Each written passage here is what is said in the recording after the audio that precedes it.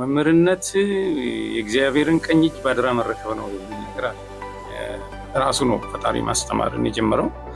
ዓለምንም ሲፈጥር ይሄን አድርግ አታድርግ፣ እዚህ ጋር ውጣ እዚህ ጋር ውረድ ሲል ከዓለም ጋር የሰው ልጅ አስተዋወቀ የሚባለው ራሱ እግዚአብሔር ነው። አንድ መጽሐፍ በ600 ብር ገዝቶ ከሚያነብ ይልቅ በ4000 ብር 2 ኪሎ ስጋ ገዝቶ ቢበላ በጣም ደስ ይላል። ኪነ ጥበቡን ያላሳደገ ማህበረሰብ ሞጋሽ ትውልድ ስለማይፈጥር በሩ ክፍት እንዳደረ ቤት ማንም ሲወጣ ሲገባ የሚውል የሰለጠነ ማህበረሰብ ምን ያደርጋል መሰለህ? ከነበረው የባህል አውድና ልምምድ፣ ከነበረው እውቀት፣ ከነበረው ፍልስፍና፣ ከነበረው ጥበብ፣ ከነበረው ንባብ፣ ከነበረው የማህበረሰብ እውቀት ምርጡን ይወስድና ለዓለም ያሻግራል።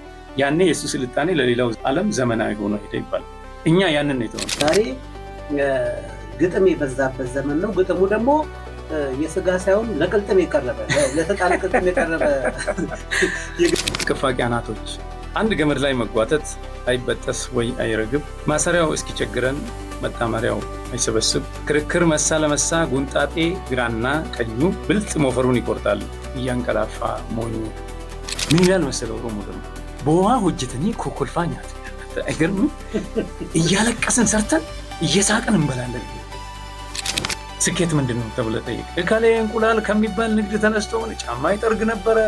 ከዛ 10 ፎቅ ሰርተው 20 መኪና፣ ይሄንን 10 ፎቅ ሰራው 100 መኪና ገዛው የምትለው የተስተካከለ ትውልድ ካልፈጠር የ2 ደቂቃ ስራ ነው እነዛን ለማወቅ። ቃልውድ